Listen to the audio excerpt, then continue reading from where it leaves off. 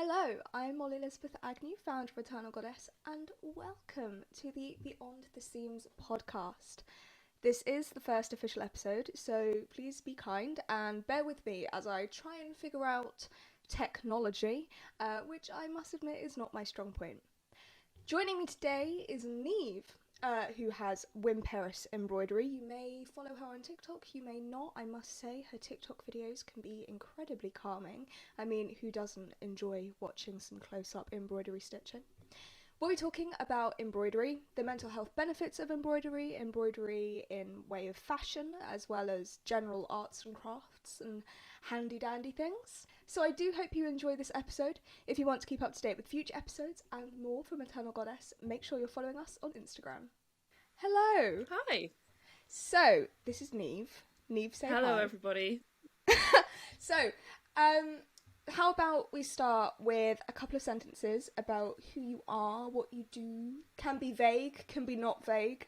Perfect. So I'm Niamh Wimperis. I'm an embroidery artist, have been for 9 years now.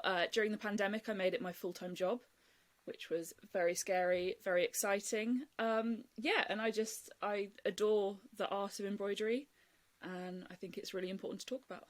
Perfectly segues into what I was going to ask you about, which is, of course, your journey to embroidery, because it's not one of those things that we're taught in school, or at least I wasn't, or it's sort of given to us as youngsters. So I always find it interesting how people actually get into these sorts of arts and crafts. Yeah, absolutely. I think the most common thing you'll hear is, I did it with my granny when I was little, or something like that. That wasn't the case for me. I completely randomly picked up embroidery after I'd finished my degree. I'd graduated, I was working in a really awful Chinese buffet restaurant with like big split shifts, and just feeling so like... Good food though. It was awful. I legit saw them drop it, like a tray of food on the floor and pick it up. It was not good. I take back what I said. I would. Yeah. But I was, literally just recently graduated and just feeling so lost. Like, did my degree in photography, kind of fell out of love with photography during the degree, finished that, and it was like, well, I'm 21. What do I do? What's my place in the world? What am I just going to be a waitress for the rest of my life? Because that's miserable. I needed time to fill these split shift breaks that were like 3 hours long. And so I just randomly went to a haberdasher's, got some fabric, got a hoop, got sewing machine thread, which is definitely not what you need to embroider with. Yeah. And literally taught myself. That's 9 years ago now. Yeah. Wow. I think... Well, I don't know. When I was doing art in primary school, I think we did embroidery once. And I remember making this purse that, like, had the snap purses that you have that are really small. And I remember it was, like, cross-stitch embroidery that we did. And I put a big M on it because I thought, then I'll know it's mine. Good thinking. And I remember getting shouted at by my art teacher. I was only like 7 years old because it wasn't good enough. Oh my God. And my stitches weren't neat enough. And I was like, do you know what? I'm never going to do this again. Yeah. And then it never came up again in my life because... Why would it? It doesn't tend to come up in most people's lives anymore. I really got turned away from it.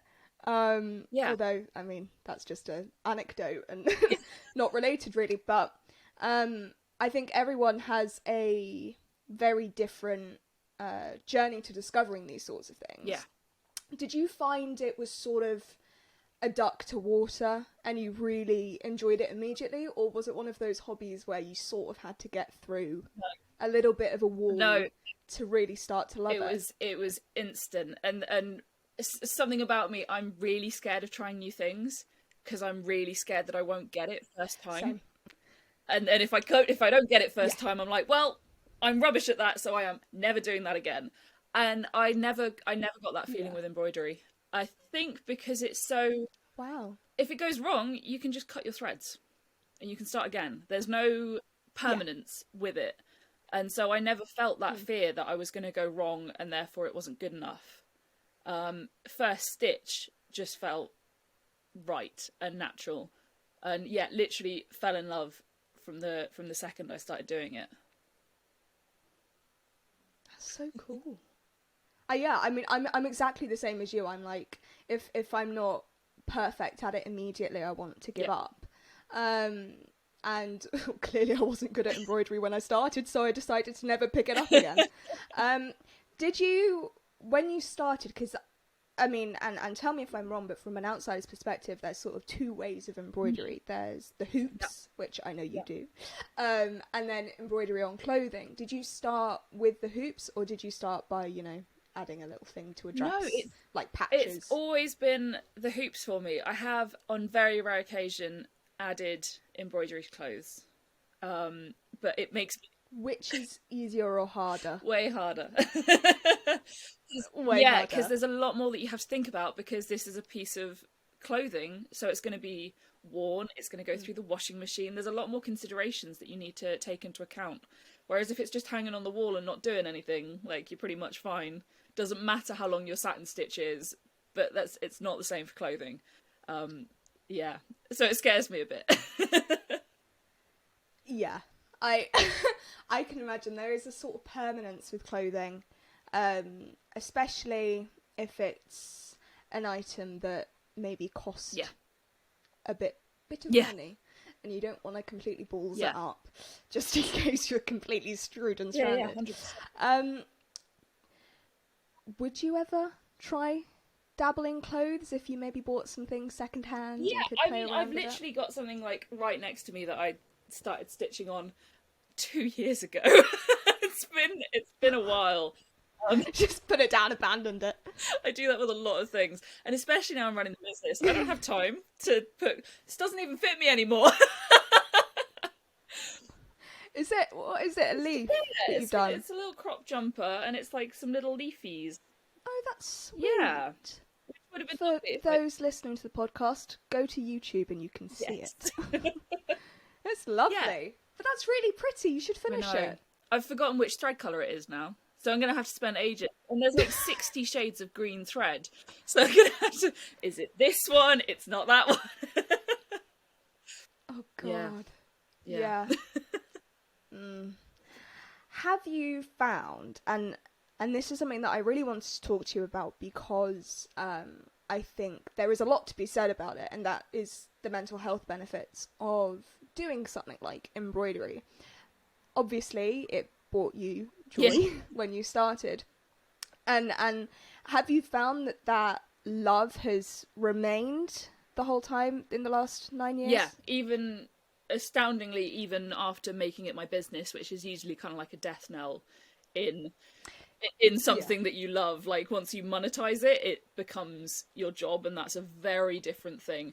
But even after setting up the business, I'm still so excited by each pattern that I make for the kits, and like get so interested in how it's going to look when it's finished, and when I'm putting the last stitch in, it brings me like this feeling in my stomach of like, oh my God, I made this with my hands. This grew underneath my fingertips. Like, I honestly believe that embroidery is like this form of magic, because it's one of the only crafts that you hold in your hand the entire time.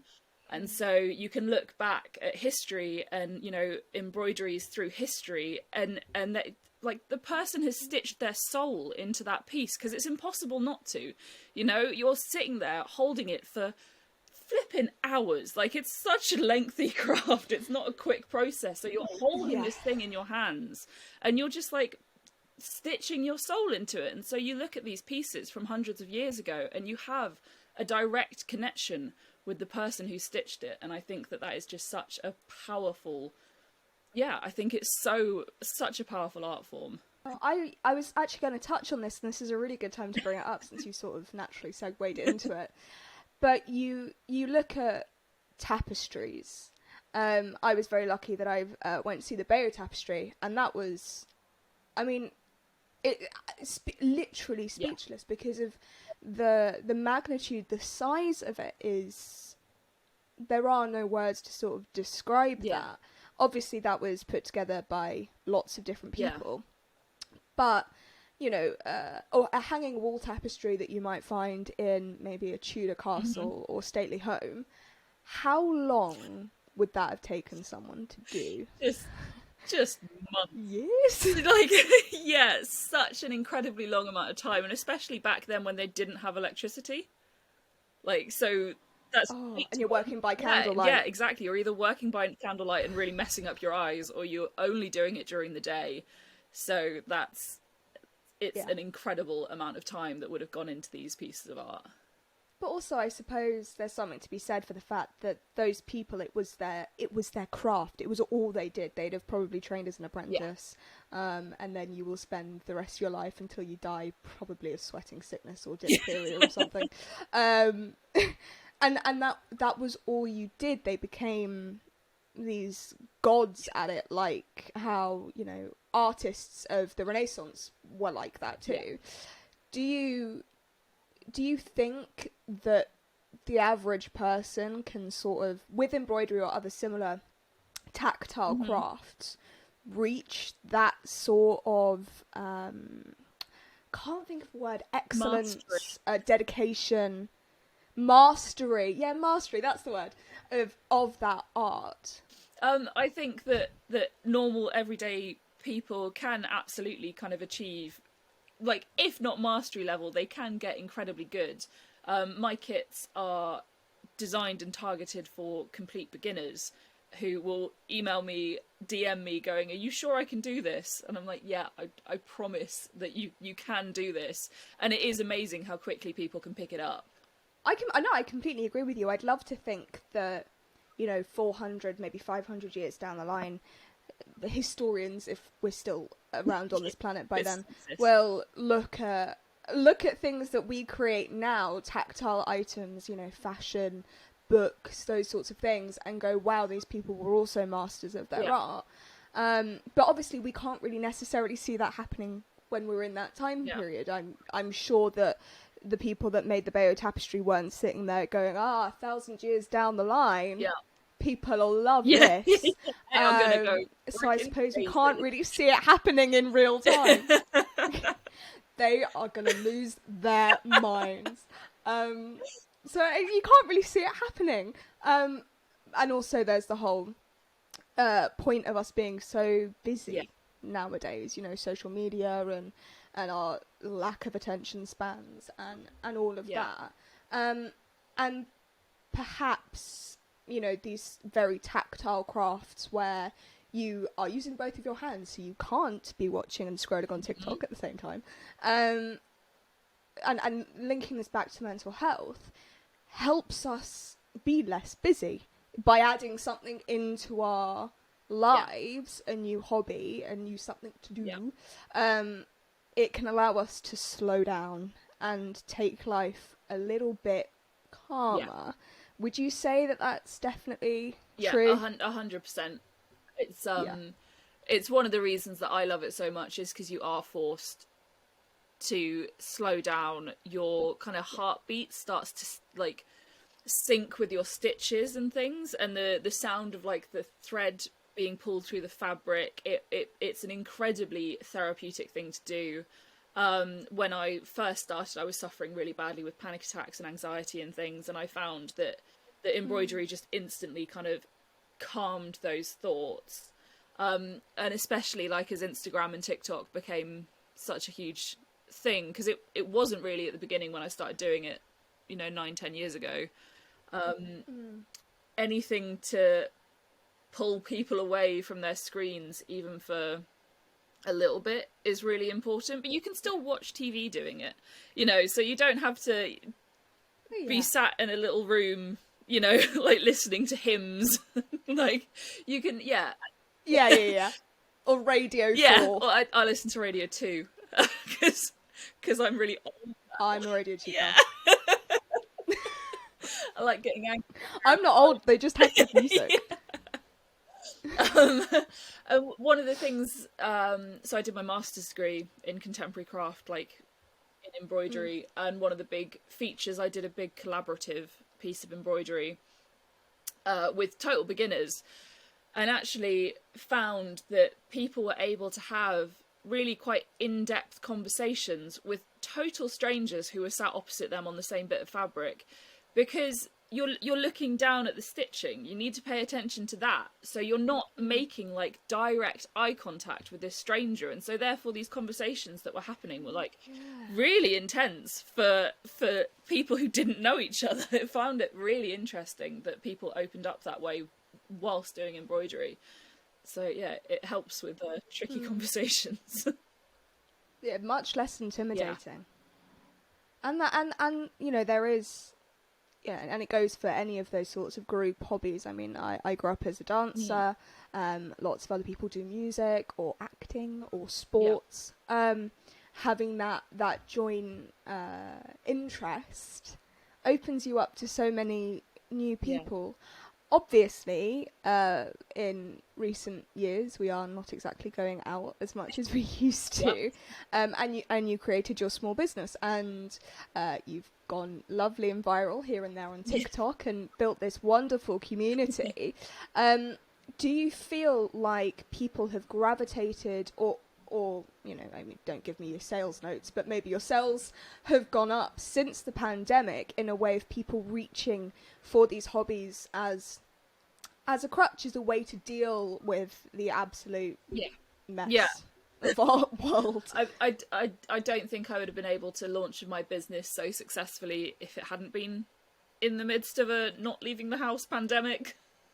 I think and the pandemic really helped me realise. So prior to that I was a receptionist, and then furlough happened, weren't allowed out, and like I remember kind of 3 weeks in thinking that this whole thing was nearing an end and going like, oh my god, I don't want to get back on the tube, I can't sit behind a desk, I don't want to be in an office all day, like I enjoy having time to read and do things that I enjoy to do, and you know, and that's like kind of why the business was launched in the first place, along with wanting other people to experience this art that I so deeply love and care about, wanting people to have a chance to do it in quite a sort of easy way. I've made, like, you know, all my instructions as easy as possible to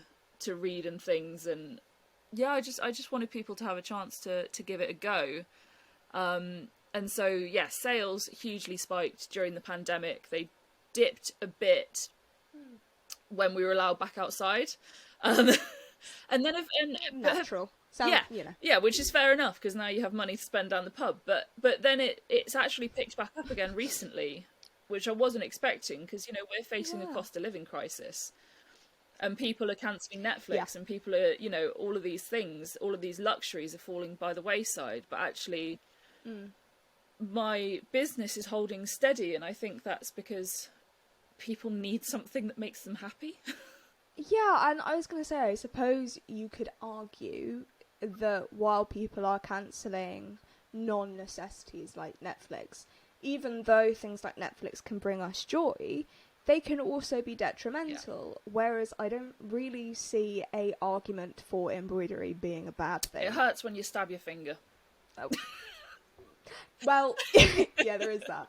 Needle-based accidents. But apart from that, I don't see anyone arguing that it's gonna damage you or... I feel like the Daily Mail would probably give it quite a good go. They would try their hardest. Let's not give them the opportunity. Scourge of the nation. Do you, bringing this back to fashion, obviously, because obviously everything has to link back to it because it's always me.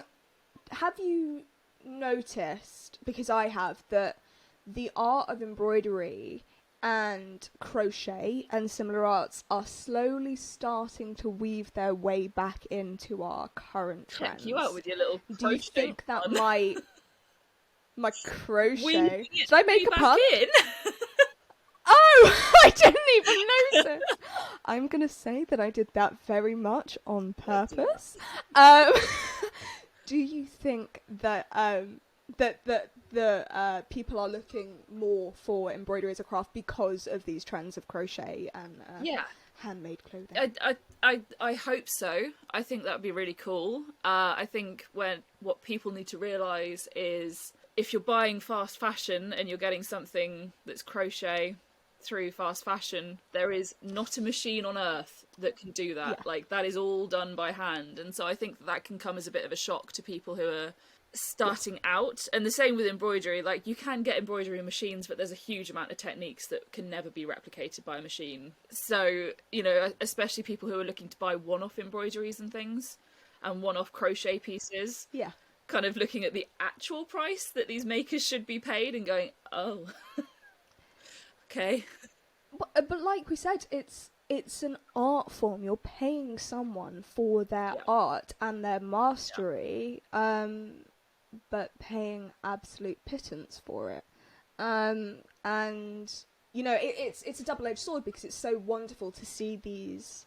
I suppose you could call them lost arts coming back into popular culture. But at least, you know, if we're looking at the 19th century and like Victorian lace, people were paying good money for that. Regardless of your class, you would put money aside and you would buy good quality lace. It might have been secondhand, but you would buy and you would pay a reasonable wage. Whereas today, you know, good quality lace, what is it? You know, crocheted dresses, I can get it for 10 quid on Boohoo. And that's obviously not a good thing. But seeing these arts come back is beautiful. Yeah, but if you're it's difficult. Yeah, if you're looking at it and you enjoy and you enjoy it and you think that you'd like a piece like that, you know, whether it is like a crochet jumper that you could get for £20 on Boohoo, like, there are lots of makers out there who can teach you how to crochet. Make it yourself. Like, you know, unless you don't need it immediately, and it would be so much more lovely to be able to, you know, someone go, oh my god, I love what you're wearing, thanks, I made it. Like, that's just so much cooler.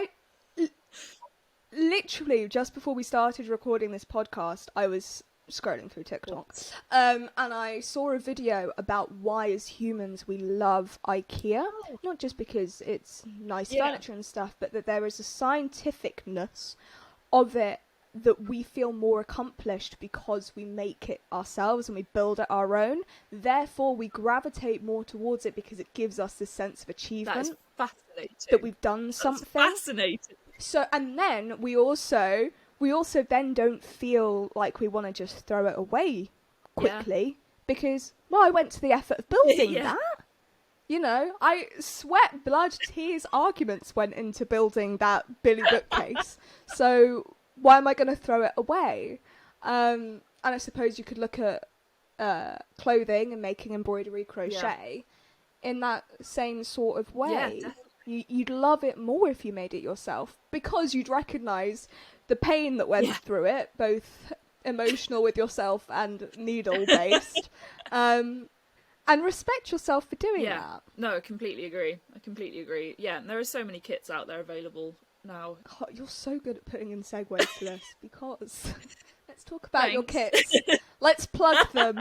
So, Niamh sells these wonderful little embroidery stitch kits.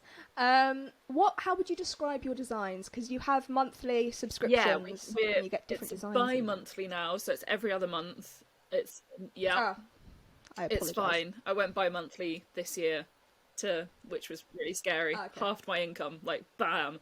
But it was the right thing to do.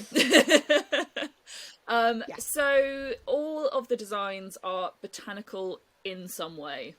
So they all feature either flowers or like leaves or but they vary hugely in, you know. So what are we doing? We're stitching a bee in June. That's with like a little floral wreath around it. But then like the kit in April, which was the one that was most recent, was like a little living room scene that had like a yellow sofa and like lots of houseplants in it and big windows and things. So sweet. And so they vary like quite a lot. You never really know what you're going to get, but it will always have something botanical in it. And it comes with everything that you need. My customers often say they're the best embroidery kits on the market, which is very sweet of them. I'm sure they are. You know, full skeins of DMC thread and the best embroidery hoops that you can get in the country, which is made just down the hill from my grandma, which I really love, like literally in my grandma's village. That's so cool. Yeah. Love it. Shop local. Yeah, definitely. Shop and shop. Amazing. Yeah. Because I've always wanted to ask someone that does this questions. This is perfect because this has been in my brain for so long. How do you come up with the designs? Do you just do it yourself, or is there do you do it on Photoshop? How do you figure out the design and then? Yeah, because some come printed and then you stitch over the print. All of them are, and others they're on a piece of paper. So all of my kits, the design is printed onto the fabric, so there's no transferring, so it makes it easy as possible for the person doing it. The ideas generally kind of come to me at very strange times, like when I'm walking to the gym or something like that, and they come to me pretty much fully formed. But the weird thing is, I don't have a visual mind. I have nothing. It's black. Like if I try and picture an elephant, it's just black. You know, there's nothing going on behind my eyes. It's no thoughts, just vibes here. And yet somehow these ideas come to me, and I, for the last kit, I can't see it, but I could see it, and I knew it was going to be a yellow sofa, and I knew it was going to be houseplants with big windows, and then it's kind of finding reference pictures on Google and kind of making a composite image, I guess. Because the other thing about not having a visual mind is that I can't just draw things. I wouldn't be able to just sit down and draw a sofa. So I need to have a reference point. But I always then, so it's a composite from lots of different places. So I'm not just pulling stuff off Google and tracing it. Fascinating. Yeah, okay, let's not get struck down for copyright. That's really interesting. One of my favourite things about sort of working in this industry and working around lots of creative and arty people is getting to learn and understand different people's processes, because we're also, I also enjoy psychology, so maybe that's why, but we're all so different with how we process and create. I think it's fascinating. We'd probably write a book on it at some point. Anyway, not part of the conversation. Something that I want to touch on to finish up. I touch on this in all written interviews and do plan to touch on this on all podcasts, just so the audience knows. What does fashion mean to you? I think it's a loaded question. Fashion to me, I think, is quite joyful. As a teenager, I used to only wear black. And now I try and wear... So I was an emo. And now... We've all had that. You've got to go through the phase. And now I try and wear as much kind of colour and interesting things as possible. And I get that from my grandma. She always used to go to fashion shows and bring me back strange items of clothing, and they would always be the things that people would comment on in the street, oh my god, I love that, thanks, I got it from my grandma. And so she's taught me nothing wrong with that. No, definitely not. She's definitely taught me to kind of be expressive in my fashion choices. I love that. Do you think that since you started your business and really went into doing arts and creative things full time, that actually had a knock-on impact with your fashion at all? Well, because it was happening during the pandemic, I now just live... We're all in pyjamas. I've got leggings on underneath this dress. Me too. Anything with an elasticated waist. No one can see what we've got on. The best. Yeah. But it does mean that when I actually leave the house, which is very rare, I try and really go for it and try and not to save things for best. Yeah. And just wear the thing. If you bought the thing, you love the thing, hopefully. And so don't wait for an occasion. Wear it to Tesco's.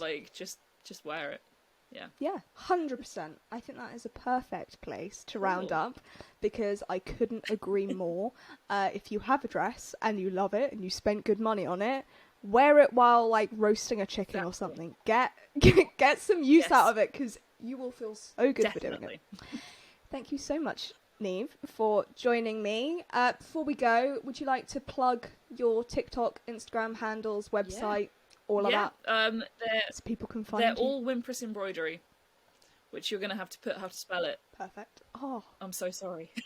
I will add it on the video and make sure that it is in the podcast notes. But honestly, thank you for having cohesive names across all platforms. That makes it very easy for me and for other people as well. Yeah, so Wimperis Embroidery across everything, and then my website is just my surname.co.uk.